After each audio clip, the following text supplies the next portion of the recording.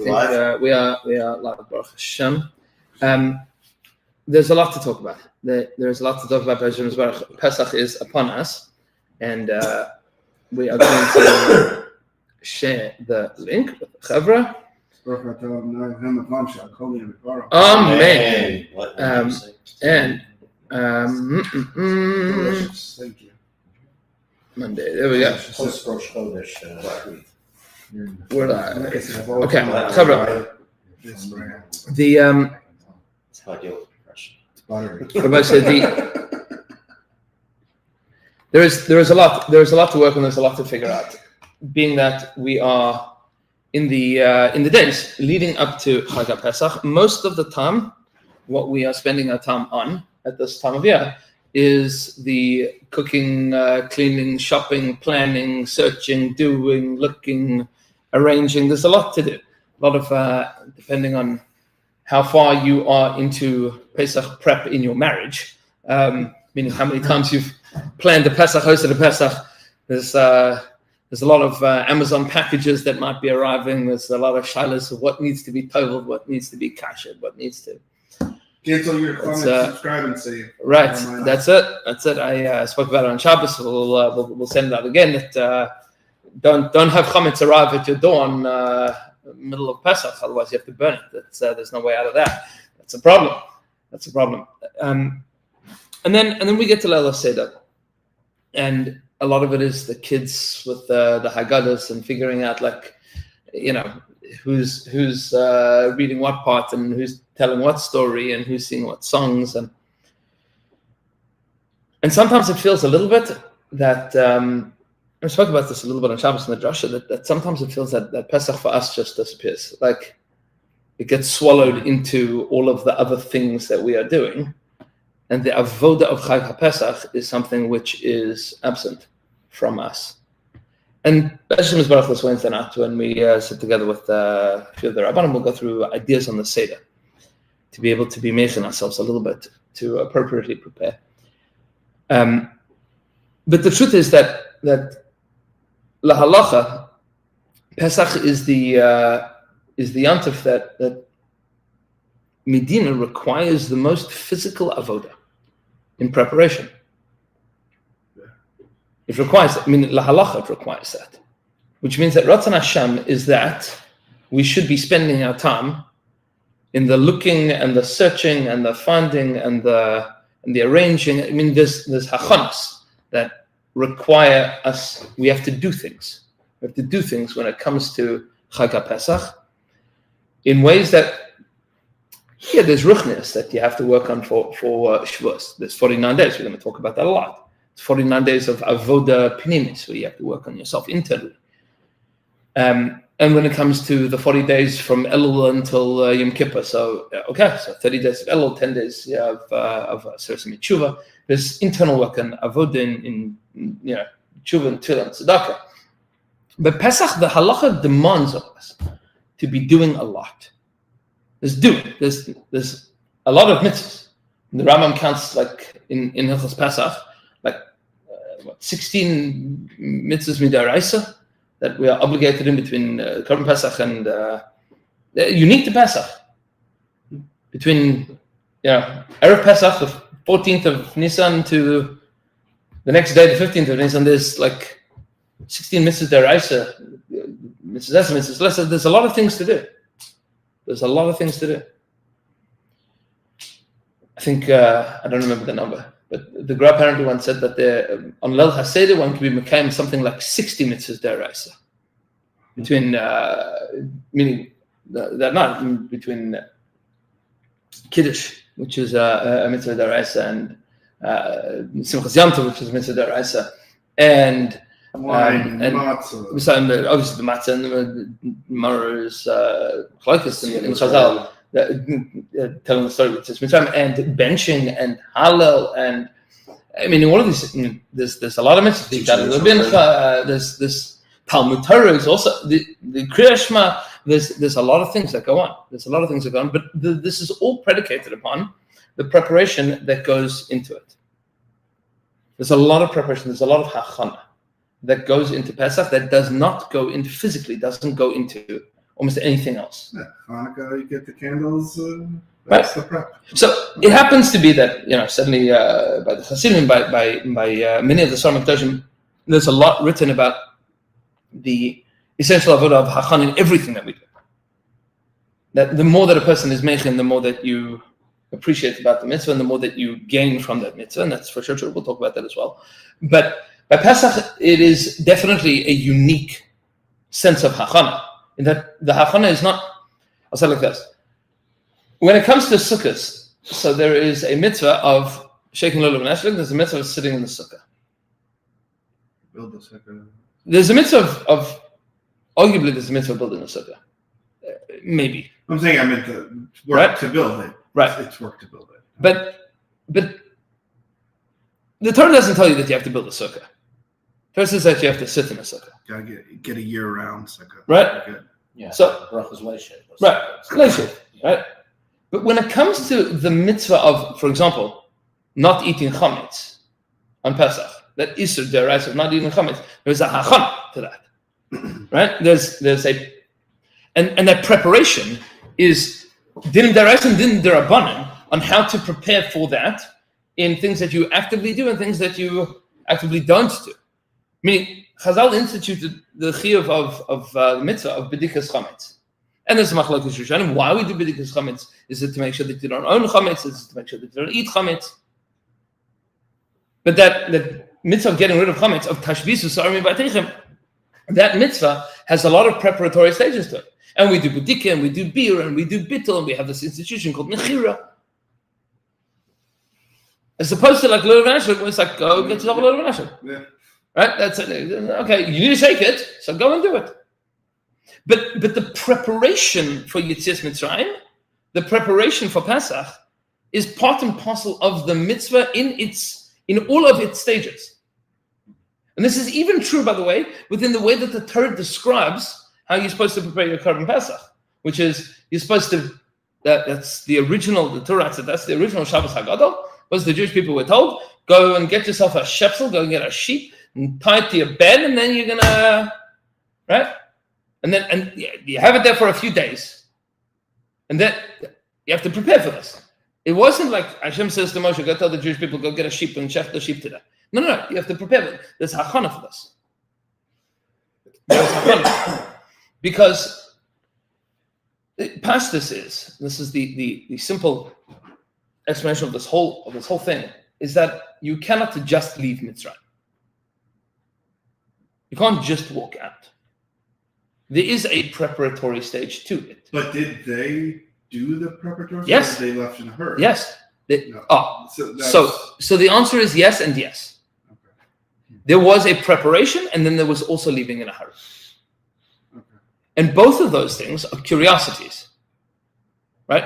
They had to prepare for it. Well, even Makos Choshech was a preparation for the final stages. Yes. And the truth is that this comes up as a shaila with how we understand matzah. Why do we eat matzah? Not because they ran out of time. Right? Well, I mean, And yeah. they had it before, and saying they had it. They put it, they ran it, and they ran out. It's the type of bread you would eat while you're on the go in the desert, and they had a pit with the fire on top of But it's it. the same. Right. But they have So- it's the opposite of Mitzrayim. It's everything. It's Right. That video that you sent. Correct. showed us. so we've spoken about matzah before It's also as the shepherd's idea, bread. 'cause that's the idea of who we are as Jews. We're not Mitzrayim. So all of that is true, which is why the Haggadah is difficult. The Haggadah is very difficult to understand. They had He Seder pays with attention, Didn't they have right? Seder with matzah before they left? Right. So, but here's the problem.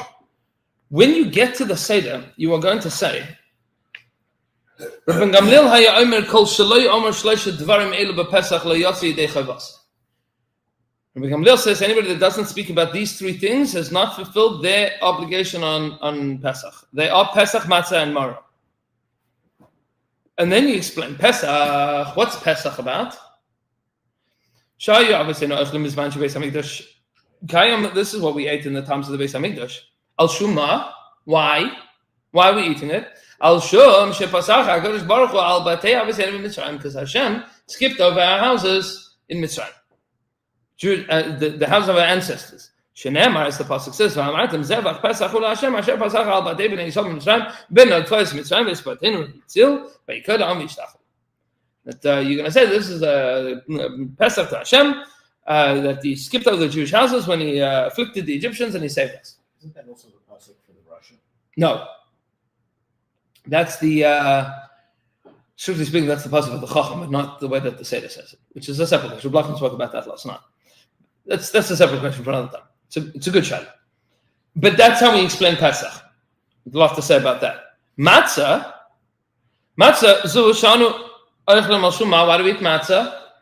Because this is the bread that we ate when we came out of Egypt, right? Al shum shaloi hispik b'tzeikas b'tzeikas shalav v'senu lahach mitzad shinidle alehem melech malach hamlachim hakadosh baruch hu v'galam, because there wasn't enough time for the dough to rise before we left Egypt.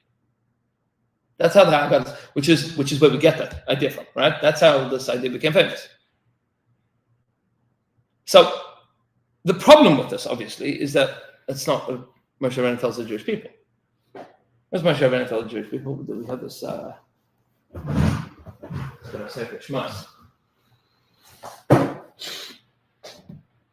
this is problematic. Because the Haggadah tells us that they didn't have time. But on Parshat Chodesh, which was last week, HaKadosh Baruch Hu tells Moshe Rabbeinu, go and tell the Jews. What are you going to tell them? This month is your month. Good. And then he'll come to Mitzvah of Pesach. Dabru el kol adas Yisrael Lemar. Go and speak to the entire congregation of the Jewish people, saying, on the 10th day of this month, Shabbos HaGadol of that year, and everybody's going to take the shepsel for the household. And then you're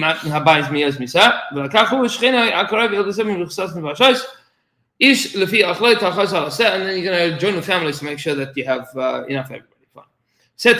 These are the halachas of the of what you can use for your korban. Then you have to watch it. To the 14th day of this month. You're going to shecht it. Right? You're going to shecht it. That's what you're going to do. Take the blood and you're going to paint it on the doorposts and on the lintel. On the house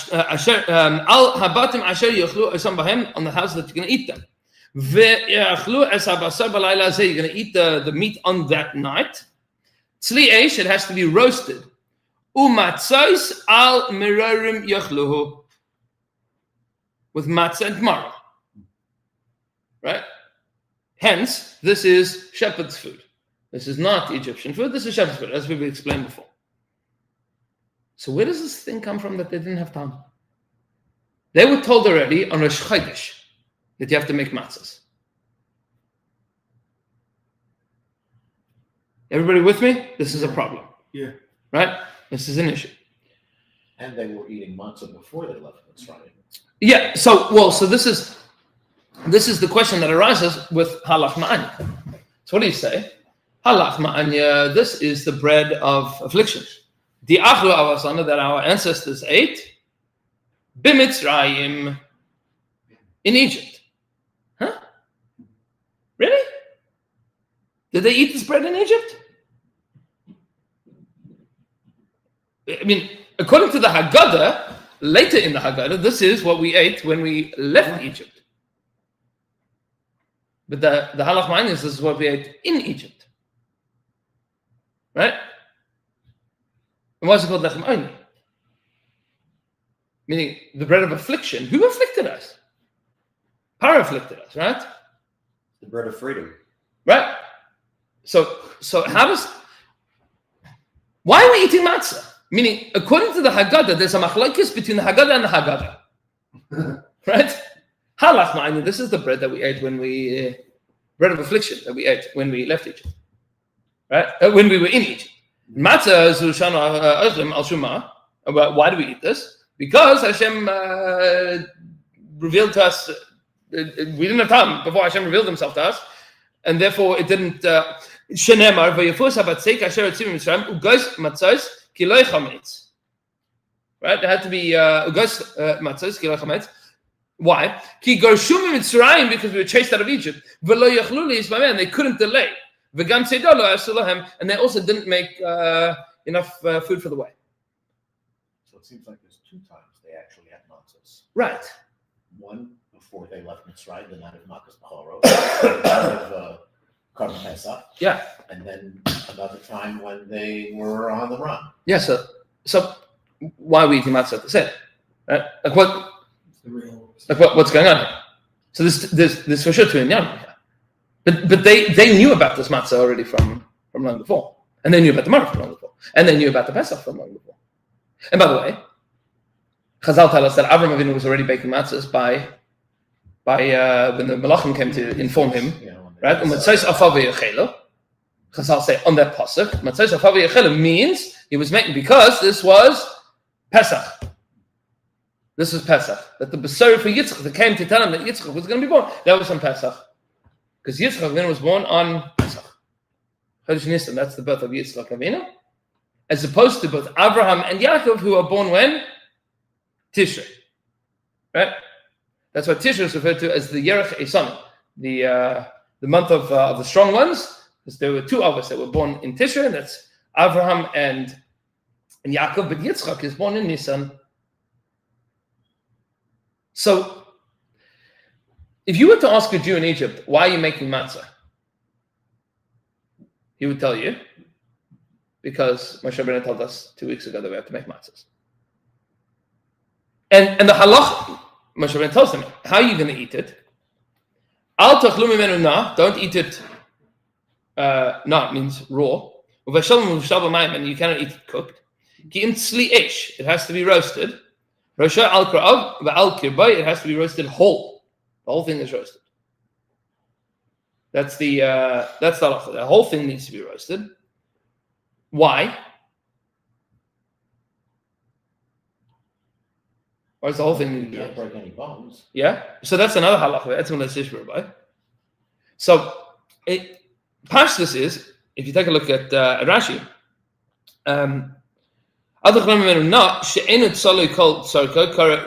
if it's not fully roasted, it's called raw.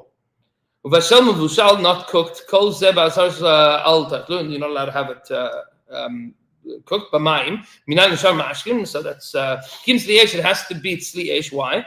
Well, what does that mean? Lemala gazar alav b'mitzvahs essay v'kan ha'sev alav lo yisaseh al tachlu mimenu ki im tzli. It has to be roasted. It can't be cooked or raw. Rosh al kra'av shalei kulei ke'echad.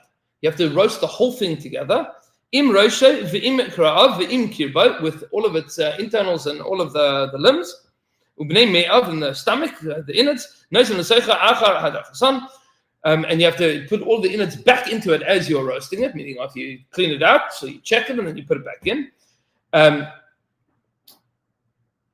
That's what Rashi is the halacha of what you are supposed to do here. Now, where's this one right here? And you have to eat it. You have to eat it in what? How? Matnechem chagurim, with your belts tied. Why your belts have to be tied? So mezumanim laderech, right? You have to be ready to pack out of here. Ki inyan vayishanis matnav, to prepare to gird your loins. Lares al bitachon bilti misupak bakel yisbarach, to indicate your total conviction in the good Lord. Biyasam mechinim atzmam laderech ba'odam beis kel, that you are already ready to leave even though you are still in prison. Meaning this is all part of the hachana. The hachana is all to show bitachon, that you know that you're getting out of here. We're ready to leave. Why are you roasting this whole? So some of the Rishonim point out, why do you have to roast the whole thing together? So because you can't hide the fact that you are killing the Egyptian god. Meaning, if you chop the whole thing up and put it into a pot, so then easy, right? But so now you can hide the fact. No, it wasn't a sheep. It was whatever it was. We're just having a little bit of cow, camel, horse, whatever, right? Whatever. No. Also, it needs to be the whole thing. It needs to be roasted. Says the chinuch, because that's derech malachim. No, you know this from cooking meat. What happens to a piece of meat on the grill? It gets bigger or smaller? Smaller. Much smaller, right? But if you cook it in a pot, then it sucks up liquid. It can expand. So derech malachim, but steak is better than a roast. Depends on the cut. It depends, but b'derech klal, the way that royalty eats is tasty meat, just meat by itself, because that shows that you can have the whole thing. You don't need cholent is poor man's food. That's why you throw everything in the pot, so everybody gets a little bit of meat flavor. But you go for a steak dinner, that's considerably right. Yeah. Okay. If you roast it, that means so. This is derech malachim, and it is dead giveaway to the Egyptians that you're killing their god. This is all part of that internal emotional work to get ready to leave. Meaning, if you're a Jew in Egypt, ready to shecht your Korban Pesach, so That's why only a fifth did it. So So those that didn't want to do it, that already professed the fact that they didn't want to do it, they died. They died makas choshech already beforehand. Those that didn't do Korban Pesach, those that didn't bring Korban Pesach, we tell the Rasha at the Seder, right? Ilu hayasham lo yaya nigo. I mean, today, B'zman HaMikdash, if you shove to Yerushalayim and you don't bring Korban Pesach, that's a chiyuv kares. You're excised spiritually from the Jewish people. What if you didn't bring, the pasuk doesn't say that there was kares for the person in Egypt that didn't bring Korban Pesach. It's just, then Hashem didn't skip over your house. And your firstborn also died. Right? If you didn't bring Korban Pesach, then Hashem didn't skip over your house. Because then you weren't ready to leave. Then you were part of the Egyptian society that was all being slaughtered at that point in time. So there was immense emotional pressure in this leaving process. You needed to get ready for that. And this is the point that the Sforno makes, which is Laharis al bitachon bilti mesupah bekel yisbarach. That they were certain they were going to be able to leave. They were certain that they were going to be able to leave. But that certainty that they were going to be leaving was, on the one hand, something that they needed to act out and profess, but it was like a massive leap of faith. Because practically speaking, they still they were terrified. Meaning, if it doesn't work, if this Yitzis Mitzrayim thing doesn't happen, we're all dead. That's right. That's it. Like if it doesn't happen, we're all dead.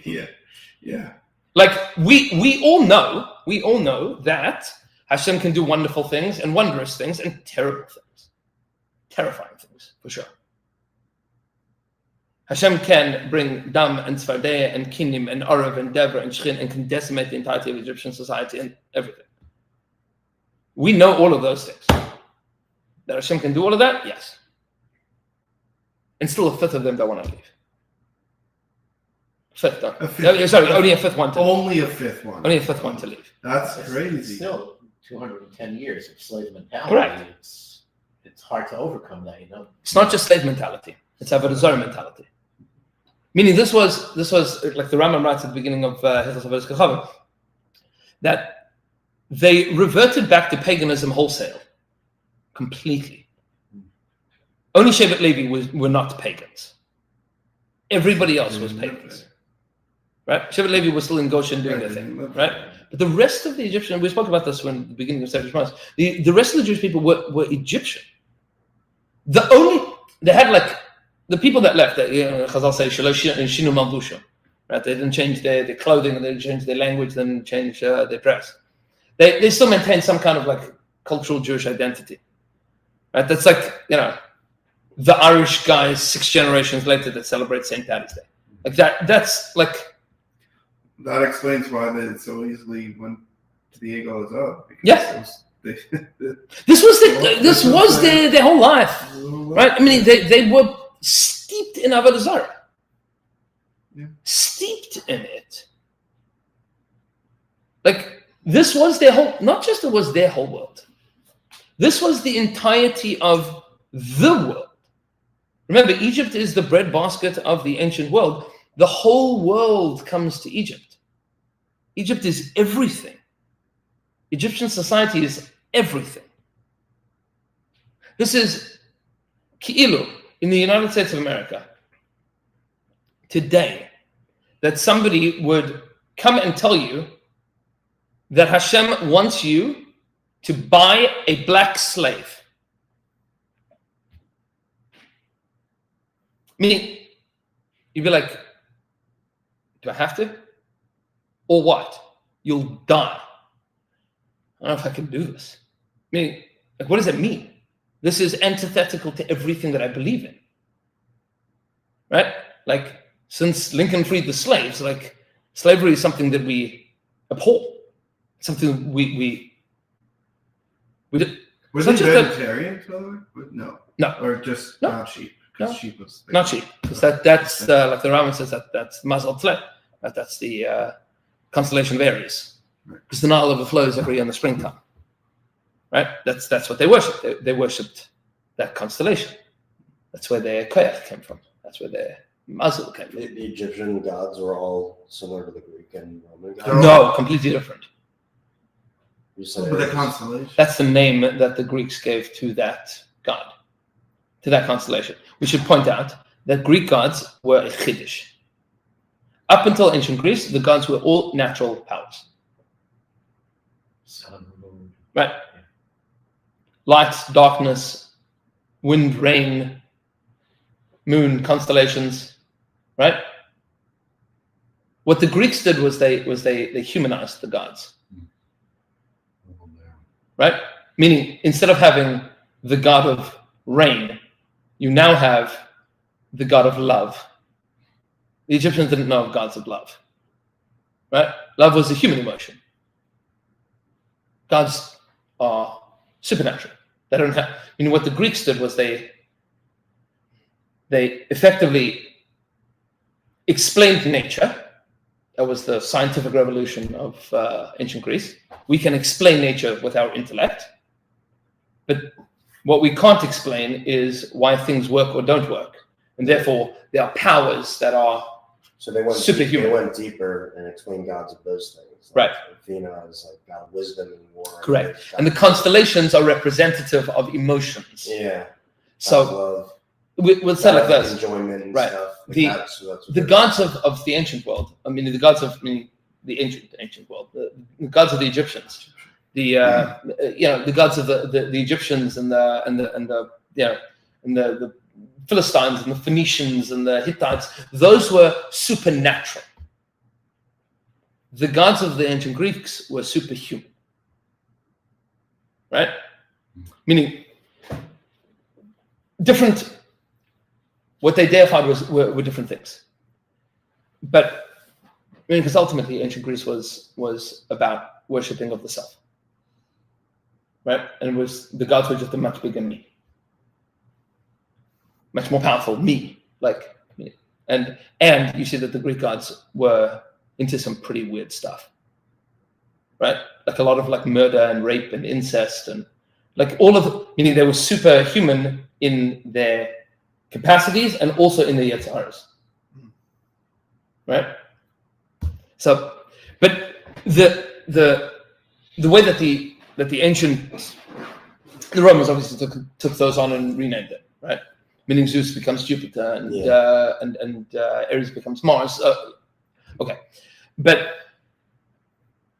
by the ancient world, when the constellation rose in the sky, so certain natural phenomena, seasonal phenomena took place, and those seasonal natural phenomena became the sources of collective power that the Egyptians then worshipped.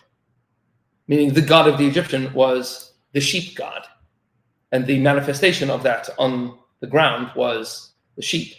And therefore we despise those that eat the sheep, because we also despise the lifestyle of the shepherd, which is antithetical to the Nile overflowing. This is what we've explained before, right? Meaning, ultimately, the god of the Egyptians practically is the Nile, right? Functionally, that's the Navi refers to Paro as Hatanin Hagadol Harovitz B'Soch Yara, the great serpent that is crouching in his river. Meaning, the power of Egypt is ultimately the Nile. That's what enables Egypt to be Egypt.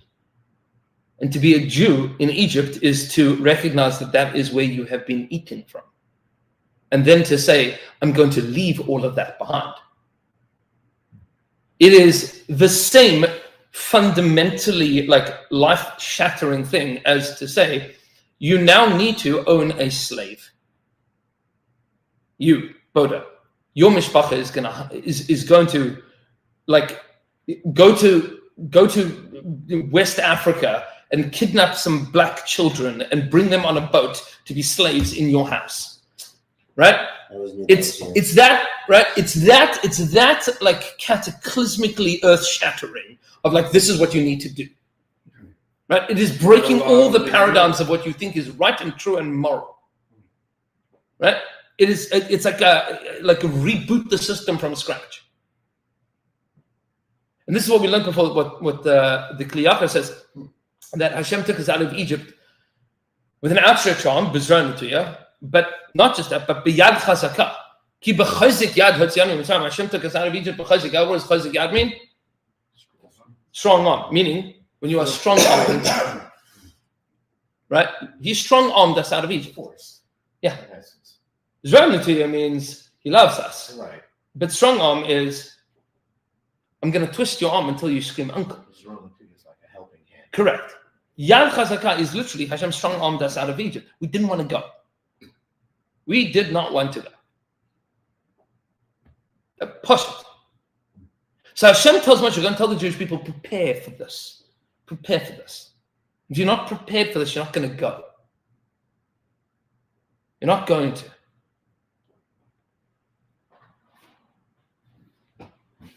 And then the pasuk continues. This is how you're going to eat it. With your belts up. Naglechem baraglechem. Your shoes on. Maklechem b'yadchem. Sticks in your hand. V'achaltem also b'chipazon. And you are going to eat it b'chipazon. Says Rashi, Lashon behala umehiris. With a sense of harriedness and hurriedness. Behala is, the Rambam writes at the beginning of his Haggadah that it begins with Ki ba'ala yatzanu mitzrayim, right? We left Egypt not just in a hurry, but harried. We did it quickly. It was quick. It needed to be in a rush. So we had time to prepare, or we did, or what? It seems like both. So here's the problem: is that we are preparing, right, to rush. Sounds like this. Prepare, right, and then you have to rush. Training for a marathon. Well, Or a sprint in this case. Right. Mamash, right? Prepare to rush. Prepare to rush. Yeah. Prepare to rush. And I'm going to pass through Egypt on that night. I'm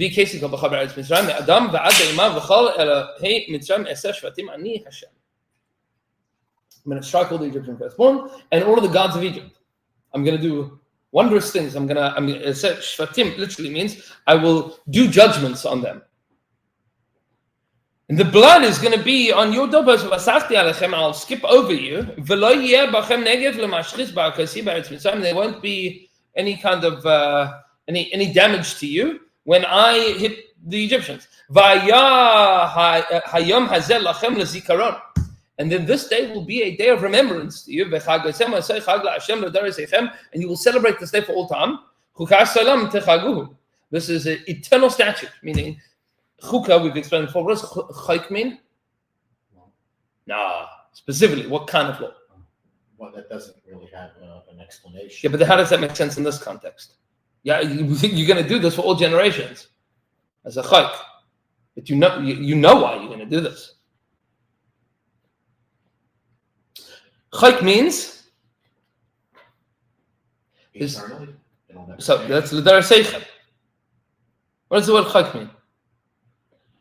So we explained this before, that you have certain things that are called mishpatim, and you have certain things that are called mitzvahs, certain things that are called Torahs, and you have certain things that are called chukim.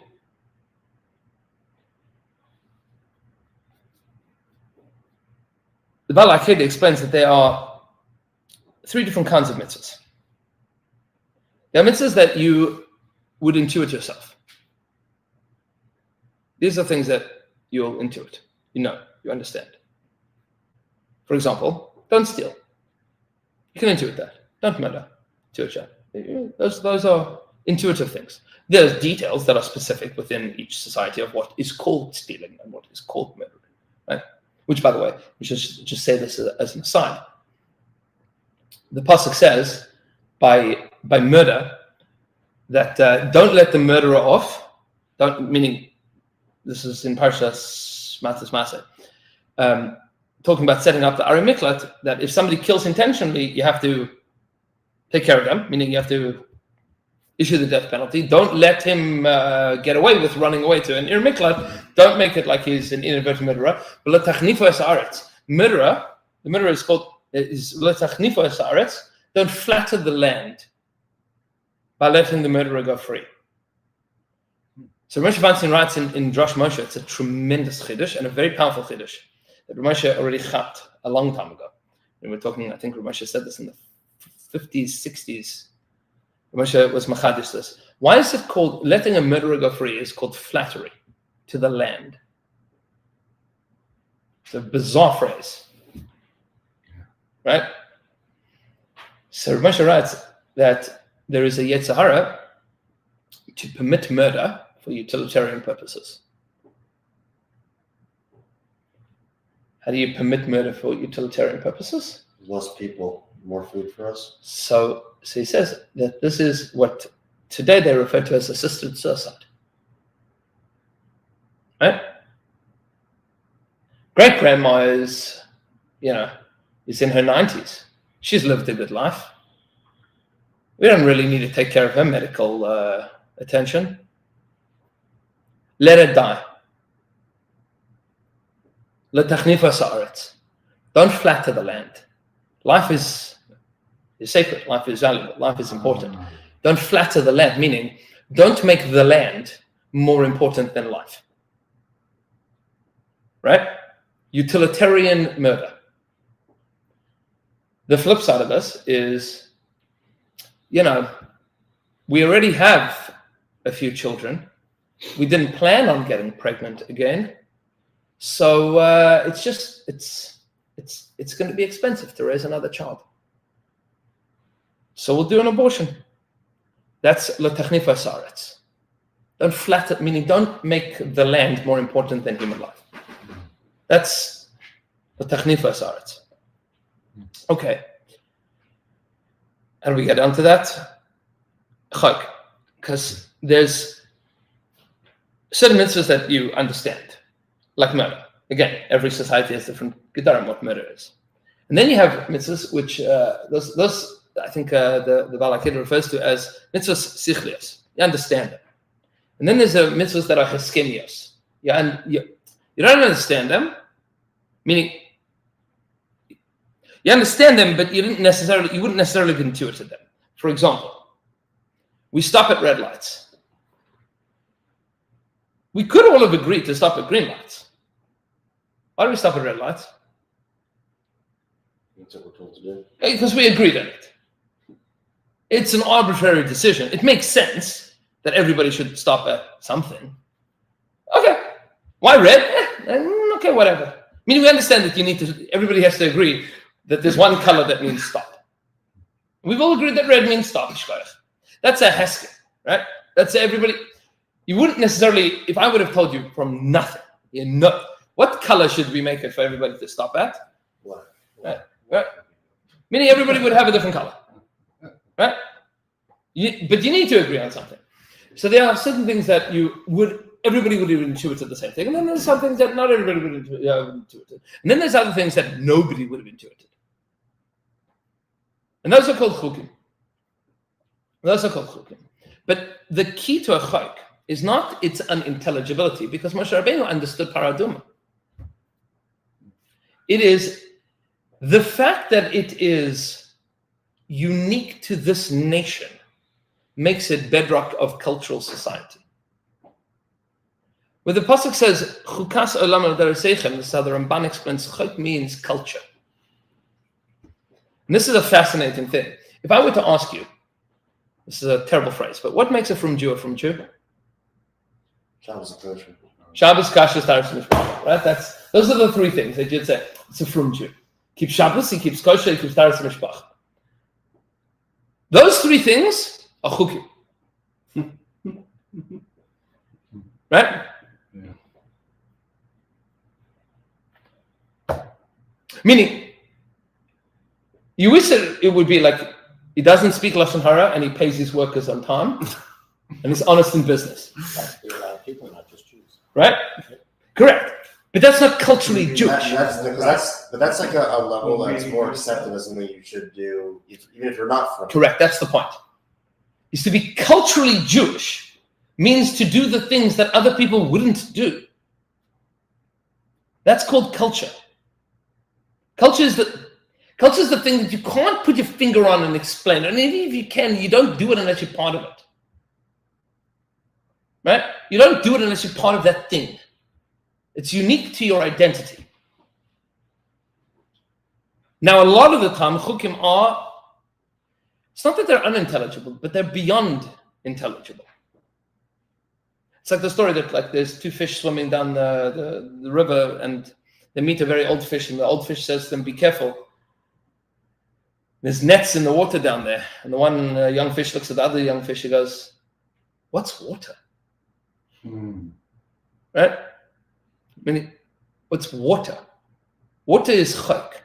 It's what you do. It's the thing. It's the bedrock of what. Meaning, there's the things that you know, and there's the things that you know that you don't know. And then there's the things that you don't know that you don't know. And then there's the things that you don't know that you do know. Right? Culture are the things that you don't know you know, but you just know them. You just know them. That's just what you know. That's how you've grown up, right? I wasn't raised that way. That's chok. Right? Chok is the thing that you live with. That's chukas olam techaguhu. That it's going to be an eternal cultural manifestation of the Jewish people. That you're going to celebrate this every single year. That's what Moshe Rabbeinu is telling them. That this is going to now become part of your cultural identity. This is current Pesach thing. And then there's going to be a festival every year. Shivas, Yom, Matzos, Techel. He's telling this to them in Egypt. They haven't left yet. It's 2 weeks before. For 7 days you're going to eat matzahs.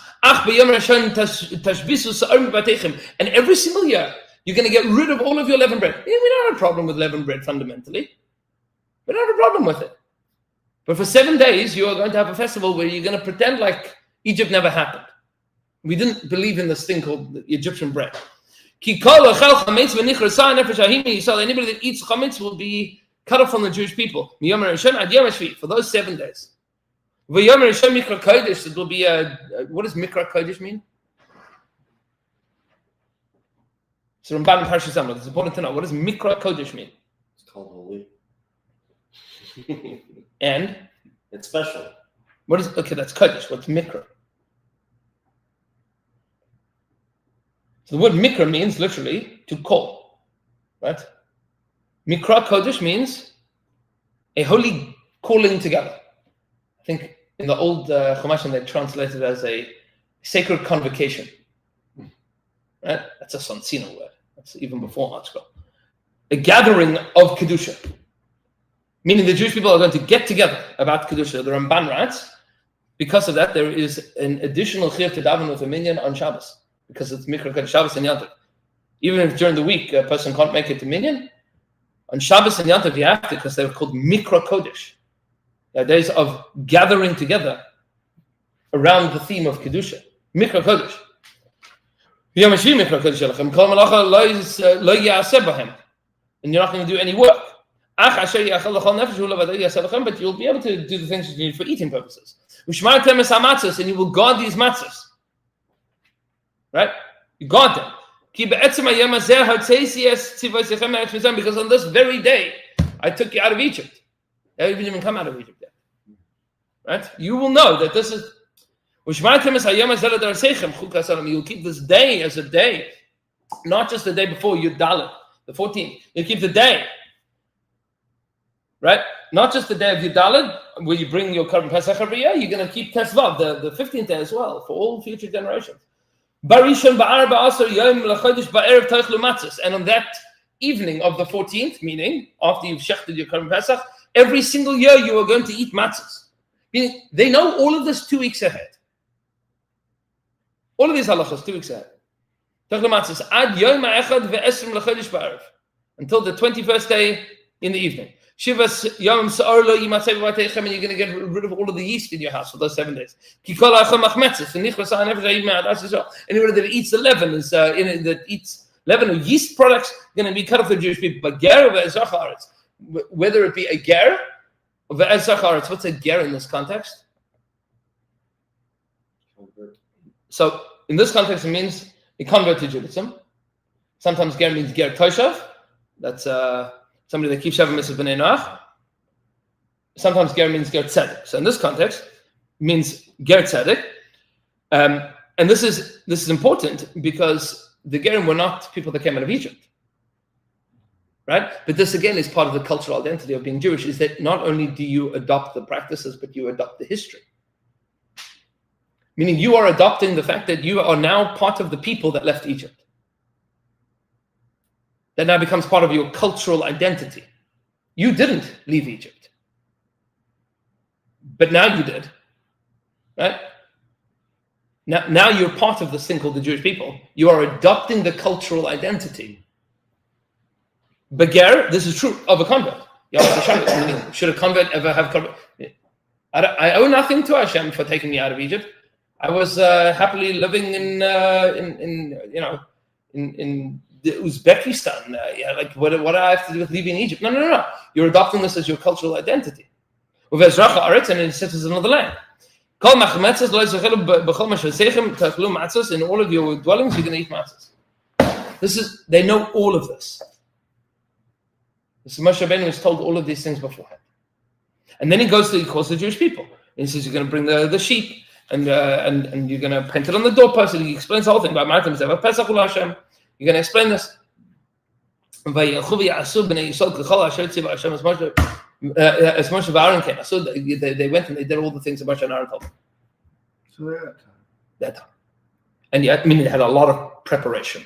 And the preparation of because I need to be prepared to leave, because if I'm not prepared to leave, I'm not going to. After all the 10 plagues that couldn't leave, they couldn't stay. Sorry, well, they could stay.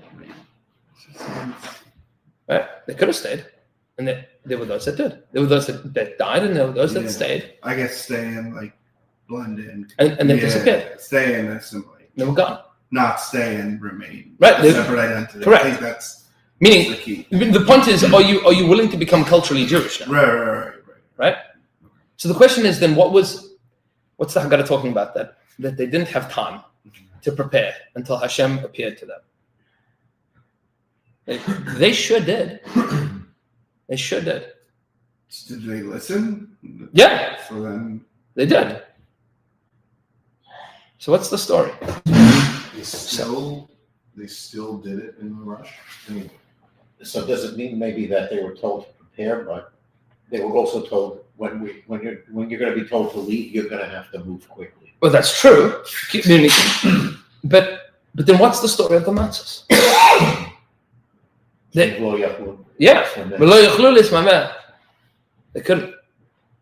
couldn't tarry, and Not therefore saying that they were better off rushing, the thing they couldn't. They didn't have time. right. They had 2 weeks, and the people that left are the people that prepared. Maybe it means that if they wouldn't have waited, it would have all been over. They had to get out. Okay, fine, but why do we eat the matzahs? Because Moshe told us to. Right. Because this is the bread of traveling out of Egypt. Not because they didn't have time. They had time. But then why does the Pasuk say they didn't have time? That's a better question. Why are we told that we didn't have time When we have time. and we knew that it didn't take a long time to make the matzah? Correct. It took very quick to make the matzahs. So It's a feature, not a bug. correct. So do I have here?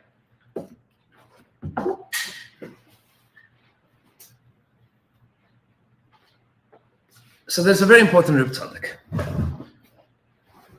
It's the very first piece in Tzidkas HaTzadik, of Reb Tzaddik HaKohen of Lublin. Reb Tzaddik says as follows. Reishis Knesas Ha'adam La'avodas Hashem. The beginning of our entry into service of Hashem, Tzarech Lias B'chipaza, has to be in a hurry. You have to do it in a rush. As we find with Pesach in Egypt, that they had to eat it in a hurry. We like Pesach Daris, but not for the rest of the time. For the rest of the time, we don't eat in a hurry. The Seder can last hours. Preparation is hours, days, weeks. The Seder lasts hours. There's a hurry in Egypt. Why? Because the beginning, you need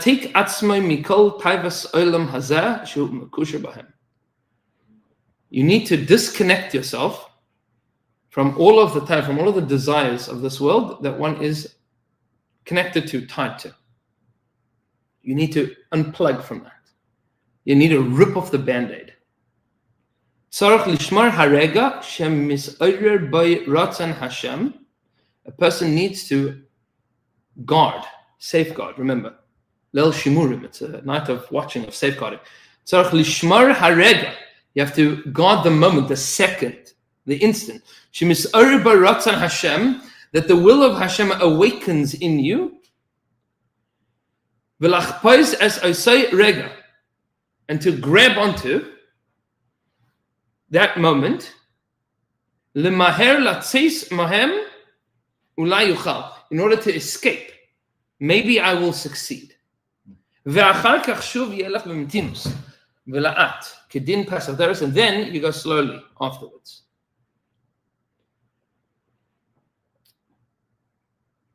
This is an essential yesod in a billion areas of life. Whenever Stav would joke with us that this is like waking up in the morning. When the alarm goes off in the morning, you have two options. Either you get out of bed or you hit snooze. If you hit snooze, forget it. You're done. Right? Once you hit snooze, it's over. There's a moment of, I can get out of bed now. But if you hit snooze, you're not getting out of bed. This is, you dip your big toe into the pool. Oh, it's cold. And come, jump in the pool. It's nice in the pool. So much fun. Oh, I'm scared it's cold. So you put the toe, put another.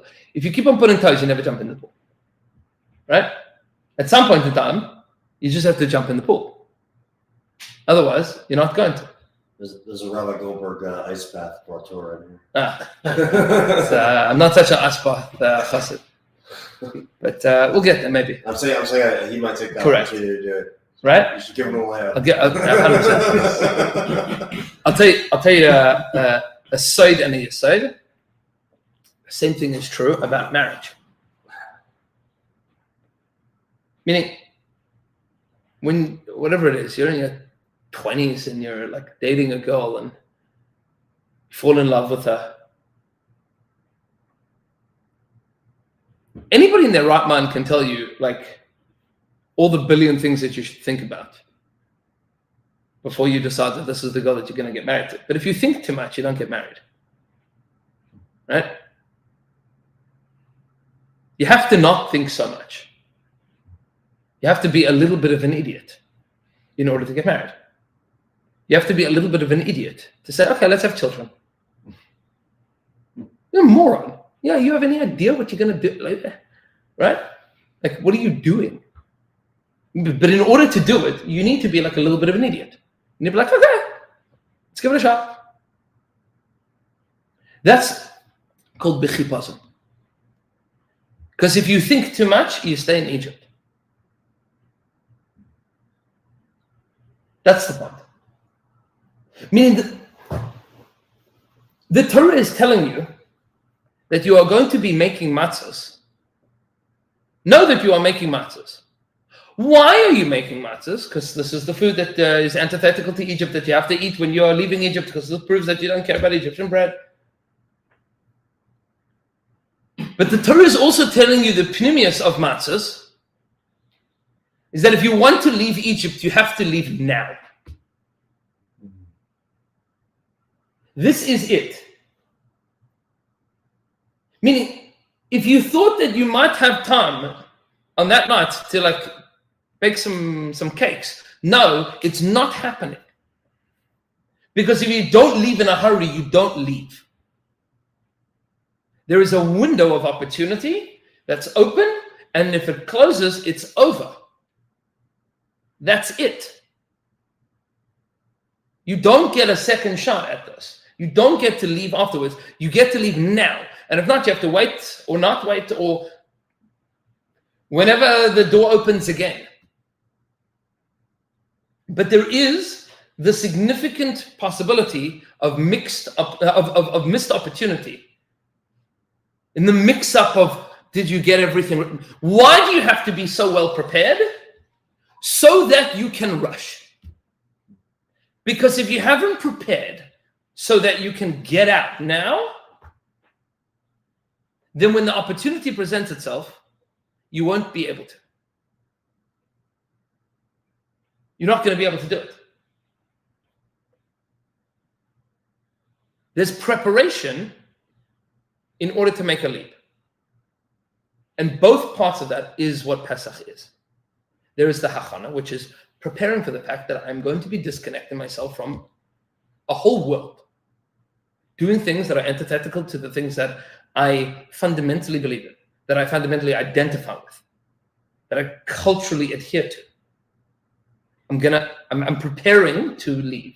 This is what psychologists refer to as pre-contemplation. I'm thinking about doing this. I'm contemplating this. I'm working on it. And the more that you do activities, this is the person that decides that they want to start working out, that like goes to the running store and like, tries on a couple pairs of shoes. They haven't started working out, they haven't changed their lifestyle, they haven't changed their diet. But they're trying on shoes. This is a beginning. It's a beginning. Baby steps. Right? Quite literally baby steps. And then you buy the shoes, right? And you download an app. And you think about, what would it look like for me to sign up for a 5K? I've heard, I've spoken to friends, you think about this in pre-contemplation. I'm thinking about it. And then you prepare. And then you prepare yourself to the point just before you. If they would have left, if they would have not wanted to leave Egypt at that point in time, they could have just abort. Right? Cancel the mission, we'll stay. But the point is to get yourself ready to the point that you can leave. And then when the moment comes, read the Lashon again.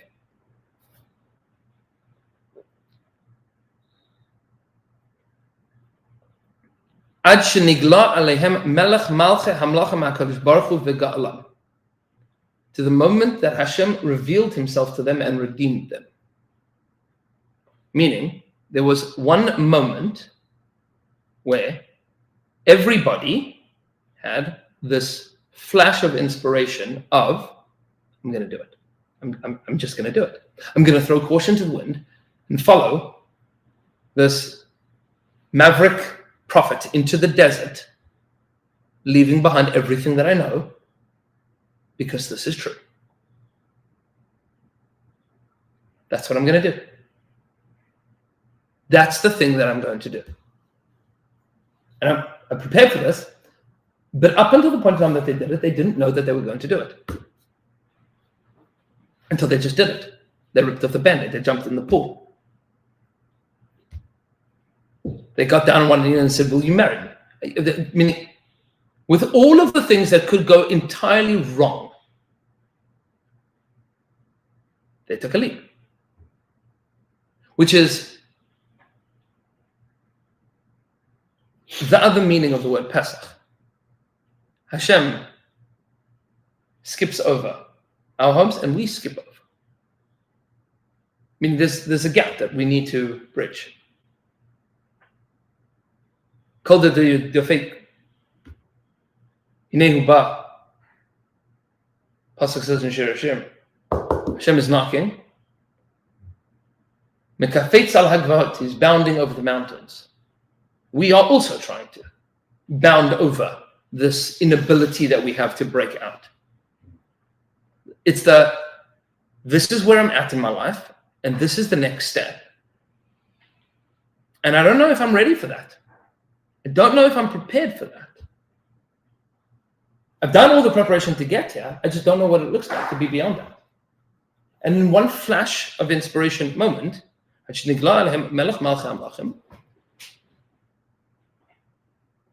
take the bread of the oven and run. It's kind of ironic when they get to the Yom Sif and then it's the same thing all over. Well, of course, because once you make that jump, you then second guess for the rest of your life, right? If you have 2 business opportunities, 2 jobs, even if it goes really great, right? It goes really well and you've had a wonderful, successful life. You're never going to think like, I wonder what it would have been if I would have taken the other road.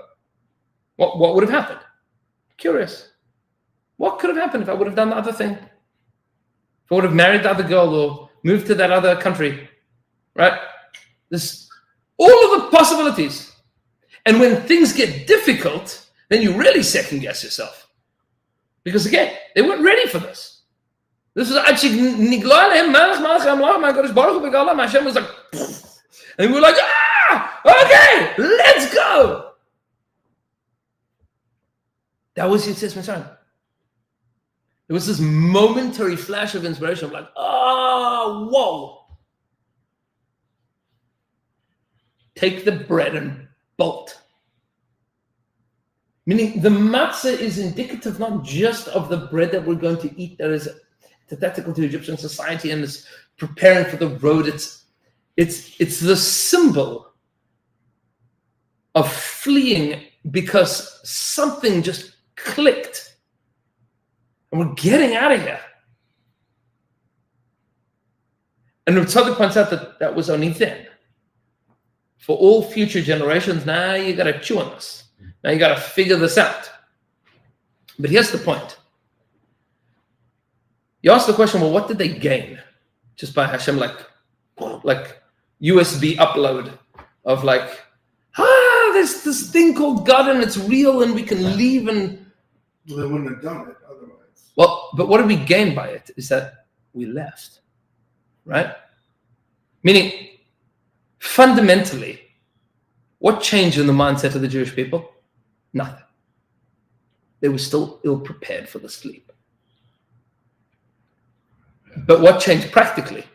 Everything. They were no longer there. Right? They weren't in Egypt anymore. They didn't know what they knew. Right? Meaning, we're now out. So now we have a different world to contend with. It's a different world. That's a whole different thing. Now the rules have changed. You put like everything in a blender. Now what? If they wouldn't have left then, they just wouldn't have left. It wouldn't have happened. It's a good leap. That's the leap. It's like with anything, you prepare, but then there's the moment where you have to do the thing. Right? You're going to pull the trigger, you're not going to pull the trigger. What's going to happen? Yeah. Right? And as much as you prepare in that moment, it's still going to be, That's the point. you got to do it. Yeah. So which one is it? Do we eat the matzah in Egypt? Do we eat the matzah leaving? Both. The matzah, there's preparatory matzah, and then there's get out of here matzah. It's 2 matzahs, right? Meaning there's these 2 aspects of matzah, which is why it is both the matzah of affliction and the matzah of freedom. Right? It's both of them. Both of these things are occurring. It's all. And what does this mean for us? It means that all of the avodah of getting to Pesach for us is also preparation to leave the thing that you need to leave in your head. Whatever that thing is, whatever it is that you are connected to in terms of the culture of the world around you, that is, is not okay, and you don't know why, but you want to work on this, and this is gets the Leil HaSeder. And then there's this gilui of HaKadosh Baruch Hu is there and waiting for you to say, okay, it's over. This is now me. This is what I'm going to do. There's the pre-contemplation. There's days, weeks, months, years, but then there is the moment of, and now I'm going to do the thing. Whatever the thing is. And says Rav Tzaddik, that is how any area of Avodas Hashem works. But then there's the third month. So. Well, there's a lot more to speak. But Pashtus is that there's all of the work that gets you to the point to now make a decision. And one of two things happens at that point. Either you leave Egypt or you stay in Egypt. It all boils down to an instantaneous binary decision. Yes or no? And HaKadosh Baruch Hu reveals himself to the Jewish people at that moment in time to paint that picture of it is now possible for you to be a different person. Do you want to be? Pick up and leave. Everything has to be ready for that moment, because if you're not ready for that moment, you can't. You can't do it.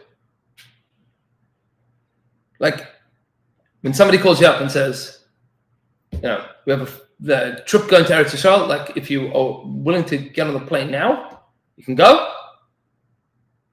You want to go? I don't have a passport. Then you can't go. Right? Can't do it. Because you don't have the necessary tools. This is the passport. All the prep to get to Pesach. And that's why the hachana for Pesach is part of it. Because you are leaving something. You need to leave, but if you're going to leave, you have to be prepared. You have to get rid of the chametz and you have to clean. There's preparation. And of course, chametz in Chazal is the emblem of the Yetzer Hara. If you want to leave the Yetzer Hara, you have to work on it. Destroy all of it. Get ready to leave it all behind. But then comes Pesach and you need to make a choice. Am I leaving? Am I staying? Which one? And if you leave, you can leave. You'll struggle with that decision for weeks and months and years to come. But at least you'll be on the other side of it. At least you'll be on the other side of the decision. Which means that the world of decisions is now a totally different world. And you speak to people that are Balei Tshuva. Right? You speak to people that made Aliyah. You speak to people that have made a decision to get married and have children, to have more children, to adopt a child. All of those major life decisions have long lead-ups of pre-contemplation, and then a moment. We're going to do it. And that doesn't make it easy on the other side, but it makes it on the other side. And that's what Pesach. There are 49 days to get from there to the place that you can actually hear Hashem talk to you again. And you go from that painted picture to what does it mean to be Jewish? There's a lot of work to do. But Pesach is prepare for the moment that you can take the leap. And that's the avodah from now until Chag Pesach. B'Hashem Yisbarach. Shbechag Kosher V'Samech.